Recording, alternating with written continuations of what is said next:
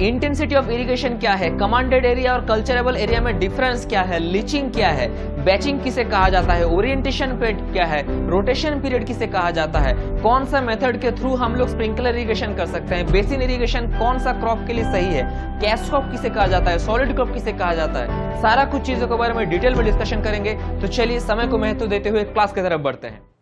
जय हिंद दोस्तों, अगर आप इस चैनल में नए हैं तो इस चैनल को जरूर सब्सक्राइब करें और हर दिन इंपॉर्टेंट सिविल इंजीनियरिंग एमसीक्यू पाने के लिए इंस्टाग्राम में जरूर फॉलो करें, डिस्क्रिप्शन में लिंक दिया हुआ है। तो चलिए क्लास की तरफ बढ़ते हैं। Question number 1, the effective precipitation for a crop is the water which is equal to the option A water stored in the soil with in the root zone of the crop, option B total precipitation during the crop period, option C total precipitation minus the loss due to infiltration, option D none of the above। अगर आपको answer पता है तो video pause करें और comment में question number के साथ आप आंसर लिखें। देखिए इफेक्टिव प्रेसिपिटेशन मतलब क्या है। देखिए प्रेसिपिटेशन यानी कि बारिश होना बेसिकली, इफेक्टिव यानी कि काम का मेरा पानी जो है वो क्या है। तो पहले आपको जानना होगा इन्फिल्ट्रेशन क्या है, यानी कि आपका जो रेनफॉल हो रहा है वो कितना आपका क्रॉपिंग के लिए, सिंचाई के लिए कितना आपको काम में आ रहा है, इरिगेशन के लिए कौन सा पर्पस में आ रहा है आपका, वो आपको देखना होगा। तो बेसिकली जो मेरा पानी सॉइल के थ्रू इनफिल्ट्रेट होके वाटर टेबल तक पहुंच चुका है या फिर ड्रेनेज हो चुका है या फिर फ्लो हो चुका है ग्रेविटेशनल की वजह से, वो तो मेरा क्रॉप के लिए कोई काम का है नहीं। तो क्रॉप के लिए वही वाटर मेरा काम का है जो रूट जोन में एब्जॉर्ब हो रहा है। रूट जोन जितना वाटर को कैप्चर कर पा रहा है, that is our effective precipitation rainfall amount. ठीक है, so option A will be the correct answer, water stored in the soil with in the root zone of the crop. Question number 2, intensity of irrigation, option A is the percentage of cultivable commanded area proposed to be irrigated annually, option B is always more than 100%, option C is the percentage that could be ideally irrigated, option D all of the above। अगर आपको answer पता है तो video pause करके comment में answer लिख सकते हैं। देखिए इंटेंसिटी यानी कि तीव्रता, इरिगेशन का तीव्रता क्या है। ठीक है, इससे पहले समझने से पहले आपको दो वर्ड जानना होगा, एक है कल्चरेबल एरिया क्या है, दूसरा है कमांडेड एरिया क्या है। कल्चरेबल एरिया मतलब क्रॉपिंग का वो एरिया जहां पे एक्चुअली खेती होता हो, जहां पे क्रॉपिंग किया जा सकता है, जहां पे खेती वगैरह होता है, that is the culturable area. ठीक है, अब जरूरी नहीं कल्चरेबल एरिया है यानी कि वो कमांडेड एरिया होगा। कमांड है यानी कि जहां पे जिस जगह के ऊपर जिस क्षेत्र के आपका कंट्रोल है, that is your commanded area. कोई भी इरिगेशन साइट, चाहे वो कैनाल हो, नेचुरल ड्रेनेज हो, उसका कमांडेड एरिया मतलब वो जितना एरिया तक वाटर इरिगेट कर सकता है, that is the commanded area of that irrigation structure.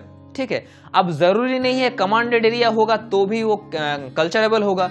हो सकता है एक पथरीला जमीन के बीच से हुए इरिगेशन कैनाल जा रहा है तो वो जमीन तो कल्चरेबल नहीं है।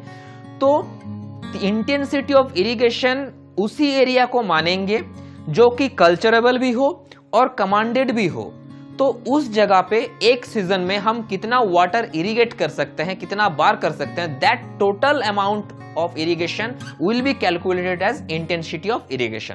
ठीक है, so option A will be the correct answer, is the percentage of culturable commanded area proposed to be irrigated annually. Question number 3, method of irrigation in which land surrounded by natural or artificial banks is flooded, ठीक है, is known as option A broad irrigation, option B natural irrigation, option C basin irrigation, option D none of the above। Basin irrigation will be the correct answer. Basin irrigation में आप screen पे देख पा रहे हैं, एक प्रकार का आर्टिफिशियल है, नेचुरल, एक प्रकार का पहाड़ बनाकर वहां पे इरिगेट किया जा सकता है। ठीक है, कॉज क्यों है, एक तो है अगर मेरा वाटर शॉर्टेज है, पानी अगर कम है, मेरे पास वाटर बहुत ज्यादा कम है, तब हम वाटर सेव करने के लिए हम लोग वो मेथड हम अपना सकते हैं।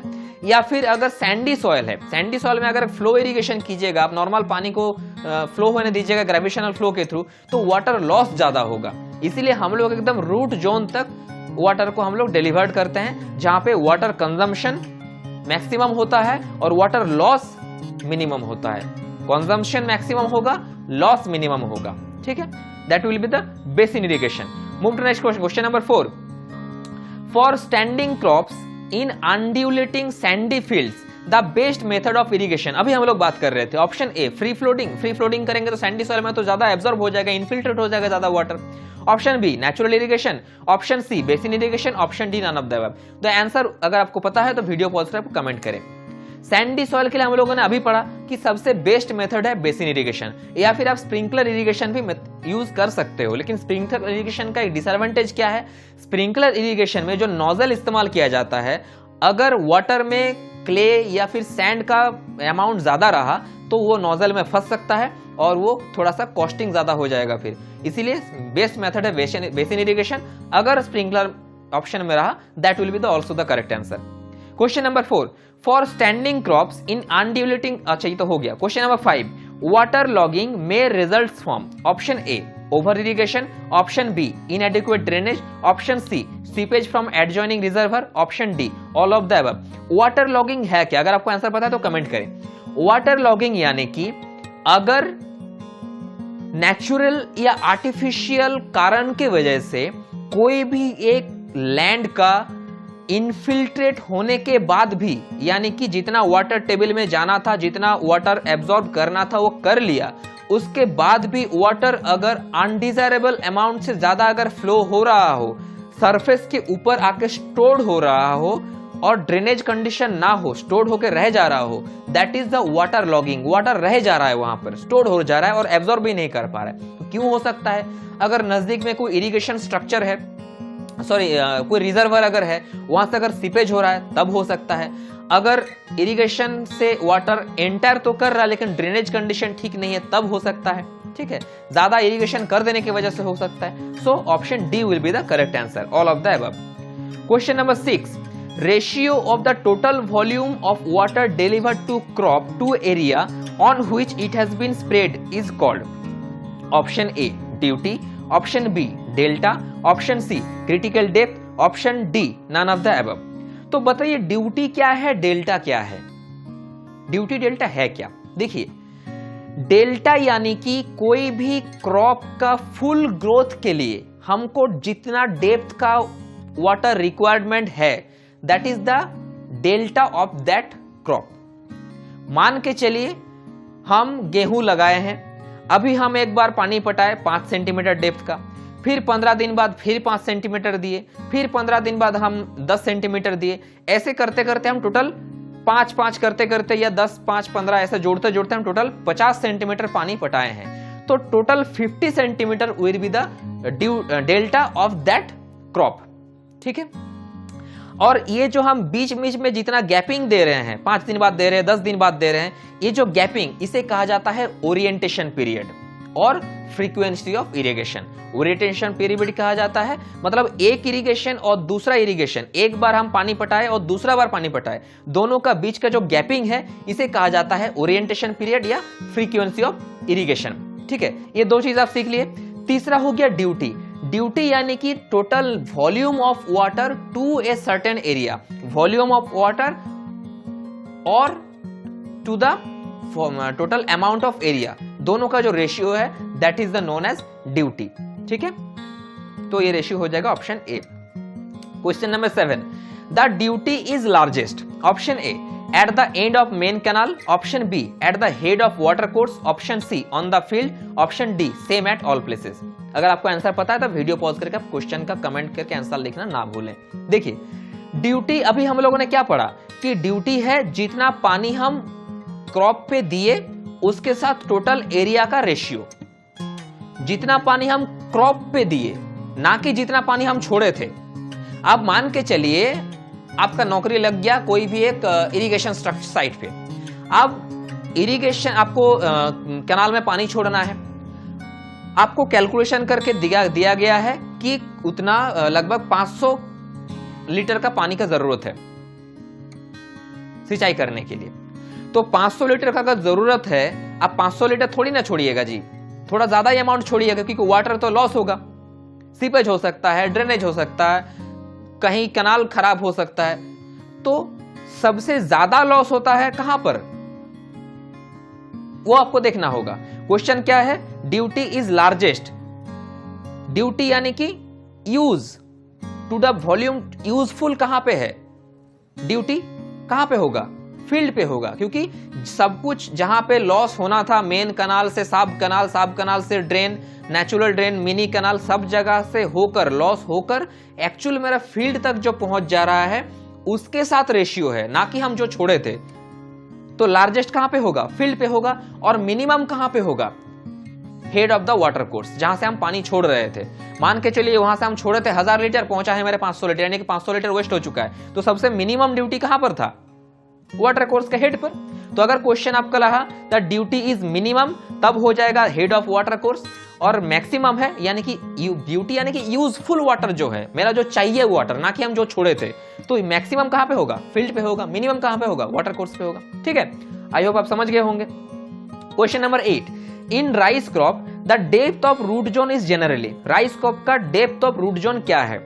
Option A 30 centimetre, option B 60 centimetre, option C 90 centimetre, option D 120 centimetre. अगर आपको आंसर पता है तो आप वीडियो पॉज करके आंसर लिख सकते हैं। देखिए रूट जोन क्या है, यानी कि जड़, कोई भी क्रॉप का जो जड़ है वो मैक्सिमम कितना तक जा सकता है। अगर आपको आंसर पता है तो वीडियो पॉज करके कमेंट कर सकते हैं। देखिए एक चीज आप जान लीजिए, कोई भी क्रॉप का 50% रूट जोन 8 से 20 सेंटीमीटर के अंदर रहता है। यह भी क्वेश्चन पूछा जा सकता है, कोई भी क्रॉप का 50% रूट जोन 8 सेंटीमीटर से, जमीन से 8 सेंटीमीटर से 20 सेंटीमीटर के अंदर ही रह जाता है। मैक्सिमम कितना होगा? राइस के लिए हो जाएगा 90 सेंटीमीटर। राइस का रूट जोन मैक्सिमम 90 सेंटीमीटर तक जाता है। गेहूं के लिए है 150 सेंटीमीटर। याद कर लीजिए, नोट कर लीजिए आप। राइस के लिए रूट जोन है मैक्सिमम 90 सेंटीमीटर, व्हीट के लिए है 150 सेंटीमीटर। किसी भी प्रकार के दाल जो होता है, मूंग दाल, मसूर दाल, अरहर, जो भी दाल है उसके लिए है 104 सेंटीमीटर। बेसिकली 104.8 होता है, तो आप राउंड फिगर 104 ही मान के चलिए।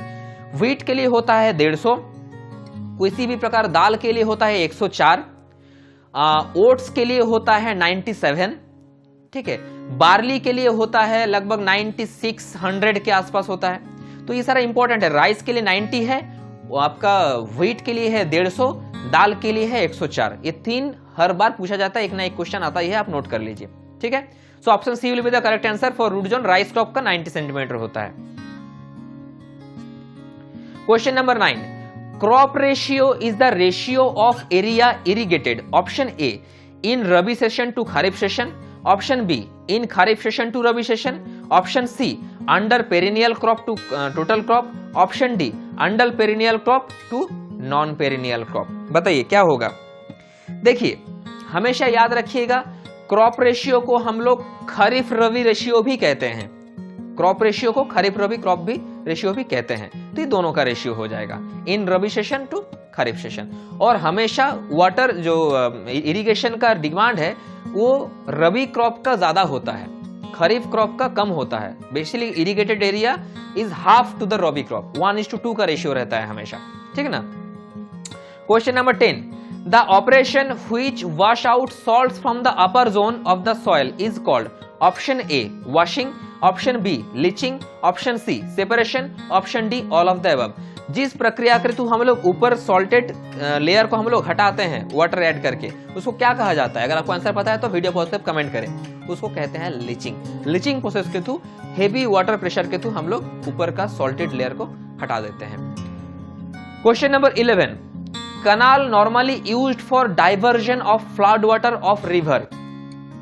फ्लड वाटर को डाइवर्ट करने के लिए option A feeder canal, option B ridge canal, option C inundation canal, option D contour canal. Feeder canal है, रीज कैनल है, इनंडेशन कैनल है, कंटूर कैनल है, कौन सा होगा बताइए?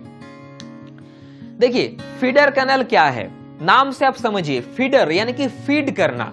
जो मेन कैनाल 2 से ज्यादा कैनाल को फीड करता हो, वाटर डिस्ट्रीब्यूट करता हो, that canal is known as feeder canal. दूसरा क्या है? Ridge canal. अब एकदम सर्वप्रथम जो क्लास था मेरा इरिगेशन का, उसमें हम लोग पढ़े थे कि रीज लाइन या वाटर शेड लाइन क्या है। बेसिकली हर इरिगेशन बॉडी का अपना कैचमेंट एरिया होता है। कैचमेंट एरिया यानी कि कोई भी इरिगेशन स्ट्रक्चर का कैचमेंट एरिया वो एरिया है जहां का वाटर नॉर्मल ग्रेविटेशनल फ्लो के थ्रू उस नदी में या रिजर्वर में जाएगा। That area is the catchment area of that particular river. ठीक है। अब ऐसा तो नहीं कि गंगा में जितना पानी है वो उत्तर प्रदेश में से आएगा, कोलकाता का गंगा का जो पानी है, यानी कि हर कोई अपना अपना इरिगेटेड एरिया होता है, ढलान होता है। तो मान के चलिए इधर एक मेरा रिवर है और इधर एक रिवर है, अब बीच में थोड़ा सा स्लोप जैसा है, तो यहाँ का जैसे स्लोप का पानी इधर जाएगा और इधर का जो स्लोप का पानी इधर जाएगा। तो रिज लाइन कौन सा है? बीच का। रिज लाइन वो इमेजिनरी लाइन है जिस लाइन के दोनों तरफ दो अलग अलग कैचमेंट एरिया डाइवर्जन होता हो। तो हमेशा ये मोटिव रहता है इरिगेशन स्ट्रक्चर का कि हम इरिगेशन स्ट्रक्चर बनाए, कनाल बनाए रिज लाइन के बराबर। उससे क्या होगा? उससे बिना कोई एक्सटीरियर खर्चा किए हुए, कोई एक्सटर्नल खर्चा किए हुए, दोनों तरफ तो नॉर्मल स्लोप है, तो दोनों तरफ हम नॉर्मल इरिगेट कर सकेंगे। तो दैट इज द रिज कनाल, जो इरिगेशन रिज लाइन बराबर होता हो। तीसरा है इनांडेशन कनाल।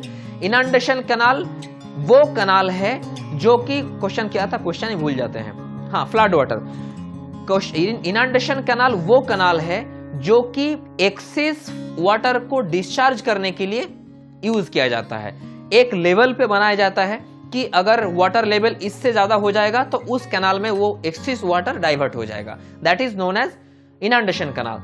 तो canal normal used for diversion flood, और क्या हो जाएगा question? Option number C will be the correct answer. Option D क्या था? Contour canal. Contouring, contour line बराबर जो हम कैनाल बनाते हैं दैट इज कंटूर कैनाल। ठीक है। Question number 12, canal used to drain off water from water locked area. Water locked area से कौन सा कैनाल है जो कि वाटर को डिस्चार्ज करने के लिए काम में आता है? Option A ditch canal, option B drain canal, option C perennial canal, option D side canal.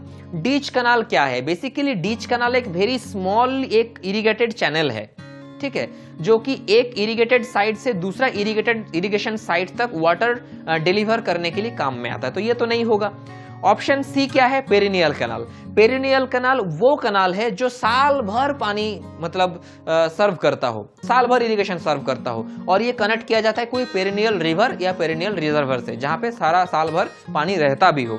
Option B क्या है? Drain canal. ड्रेन कैनाल वो कैनाल है जो कि वाटर लॉगिंग एरिया से वाटर को डिस्चार्ज करने के लिए काम में आता है। So option B will be the correct answer. Question number 13, a canal which is aligned at right angle to the contour। Contour का राइट एंगल में अलाइन किया हुआ रहता है। Option A contour canal, option B branch canal, option C side slope canal, option D any of the above. कौन सा canal है जो कंटूर का मतलब राइट एंगल रहता है? Option A contour canal.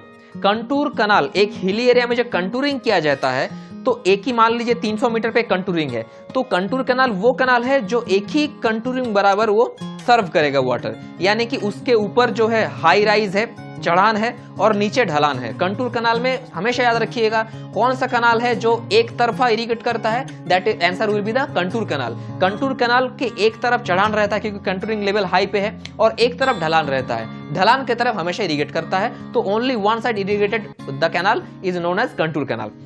Option B branch canal. Branch canal वो canal है जो मेन कैनाल से इरिगेशन स्ट्रक्चर में डिवाइजन होता हो और दो से ज्यादा ब्रांच निकलता हो, that is branch canal. C will be the correct answer. Side slope canal. Side slope यानी कि कंटूरिंग अगर इधर है तो साइड स्लोप कैनाल सामने तरफ जाएगा, यानी कि एक से ज्यादा या मल्टीपल कंटूर लेवल को क्रॉस करते हुए और कंटूर कैनाल के साथ, कंटूरिंग के साथ एक एंगल, एक 90 डिग्री एंगल बनाते हुए आगे बढ़ता है, that is known the side slope canal. So एक canal which is aligned at right angle, right angle contour के साथ राइट एंगल कर रहा है, that answer will be the C side slope canal.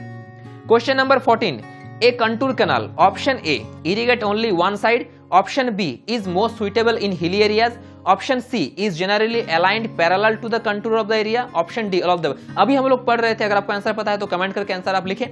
Contour canal वो canal है जिसका एक साइड पे ढलान रहता है और एक मतलब चढ़ान रहता है और एक साइड ढलान रहता है, यानी कि एक साइड पे हाई राइज रहेगा, एक साइड पे डाउन स्लोप रहेगा, तो हमेशा एक तरफ मतलब ये इरिगेशन कर पाएगा। दूसरा क्या है, अगर आप स्लाइड स्लोप कैनाल बनाइएगा तो खर्चा ज्यादा आएगा, हो सकता है 500 मीटर है और नीचे 300 मीटर, एकदम तो आप नहीं कर सकते हैं साइड स्लोप कैनाल, तो आपको वहां पे एक्स्ट्रा स्ट्रक्चर बनाना होगा एक सर्टेन एक हाइट मेंटेन करने के लिए, ठीक है। तो हमेशा कंटूर कैनाल इस्तेमाल किया जाता है हिल एरिया में क्योंकि इफेक्टिव होता है, तो और कंटूर लाइन से पैरेलल रहता है, तो option D will be the correct answer. Question number 15, the most desirable alignment of an irrigation canal is along option A contour line, option B the valley line, option C the ridge line, option D none of the. अभी हम लोग कुछ देर पहले पढ़े हम लोग कि रीज line यानी कि वाटरशेड लाइन, वाटरशेड लाइन के दोनों तरफ कैचमेंट एरिया का स्लोप रहता है, दोनों तरफ स्लोप रहता है, इसीलिए कोई भी मशीन वगैरह इस्तेमाल किए बगैर हम लोग इरिगेशन कर सकते हैं, हम लोग क्रॉप तक पानी को पहुंचा सकते हैं। तो सबसे इकोनॉमिकल यही है, हमेशा कोई भी इरिगेशन स्ट्रक्चर का बनाने का मेन उद्देश्य सबसे पहला ये रहेगा कि वाटरशेड लाइन बराबर हमको कैनालिंग करना है, ठीक है। So the ridge line will be the answer. Question number 16, the mean velocity for a channel of given depth which will just keep the channel all the year free from silting or scoring its bed. Option A optimum velocity, option B ideal velocity, option C critical velocity, option D none of this. Velocity क्या है? Velocity मतलब how fast the water is moving through the channel, कितना fast move कर रहा है। तो क्या कह रहा है कि सिल्टिंग में नहीं होगा, सोरिंग में नहीं होगा। स्कोरिंग यानी कि नीचे से जो रिवर बेड है या कनाल जो बेड है वहां से मिट्टी उठाएगा भी नहीं, और सिल्टिंग वहां पे आके जमा भी नहीं करेगा जाके। तो वो कांस्टेंट स्पीड कौन सा है? That will be the critical velocity. Critical velocity में अगर वाटर फ्लो होगा ना तो सिल्टिंग होगा ना स्कोरिंग होगा, ठीक है। Question number 17, critical depth is option A the depth of corresponding to critical velocity, option B the depth of corresponding to critical flow, option C the maximum permissible depth of a channel, option D any of this. Critical depth क्या है? अगर आपको answer पता है तो video pause करें और comment करें answer. Option A will be the correct answer, the depth corresponding to critical velocity. Critical velocity के साथ क्रिटिकल डेप्थ रिलेटेड है। Question number 18, maximum irrigation requirement of a rice crop is exhibited by its. Maximum irrigation क्या देख के हम depend करेंगे? Option A maximum delta value, option B maximum duty value, option C minimum duty value, option D none of the above. देखिए हम लोग पहले क्या बात कर रहे थे? ड्यूटी डेल्टा का हम लोग बात कर रहे थे। डेल्टा यानी कि टोटल जितना डेप्थ का हमको पानी चाहिए, दैट इज द डेल्टा, ठीक है। ड्यूटी क्या है? एक सर्टेन एरिया के ऊपर कितना हम पानी यूज कर रहे हैं, मैक्सिमम कितना पानी यूज कर रहे हैं। तो आपका दिमाग में दो ऑप्शन बैठा हुआ है, या तो मैक्सिमम ड्यूटी वैल्यू होगा या तो मैक्सिमम डेल्टा वैल्यू होगा। मैक्सिमम ड्यूटी वैल्यू, ड्यूटी यानी कि उस जगह में जितना हम टोटल साइट पे हम यूज किए। अब वहां पे वाटर लॉस भी है, ड्रेनेज भी काउंटर किया जाता है, लेकिन मैक्सिमम डेल्टा वैल्यू वो है total irrigation, total crop period में। अगर 6 महीना मेरा वो क्रॉप रहेगा तो टोटल जितना डेप्थ का पानी हमको चाहिए, that is the requirement for that crop, ठीक है।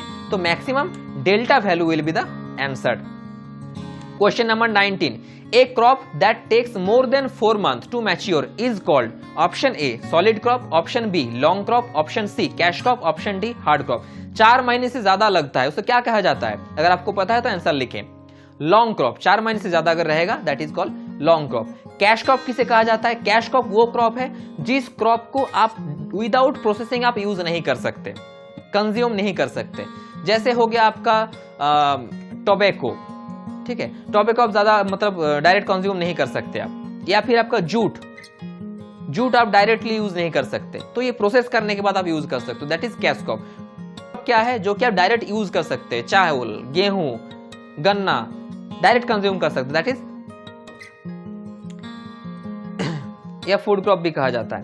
Question number 20 and the last question, एक canal design to irrigate throughout the year. Option A permanent canal, option B perennial canal, option C green canal, option D continuous canal. अगर answer पता है तो video पर pause करके आप question का answer लिखिए। अभी हम लोग कुछ दिन पहले हम लोग डिस्कशन करा, perennial canal will be the answer. वो कैनाल जो साल भर पानी सर्व करता हो और connected to a perennial river और पेरिनियल कैनाल। तो उम्मीद है आज आप लोग बहुत कुछ सीखे होंगे। फिर मिलेंगे कल सुबह 9 बजे। इस चैनल को जरूर सब्सक्राइब करें और हर दिन इंपॉर्टेंट एमसीक्यू पाने के लिए इंस्टाग्राम में जरूर फॉलो करें। अपना ध्यान रखें, इस देश की एकजुटता को बनाए रखें। जय हिंद, जय भारत।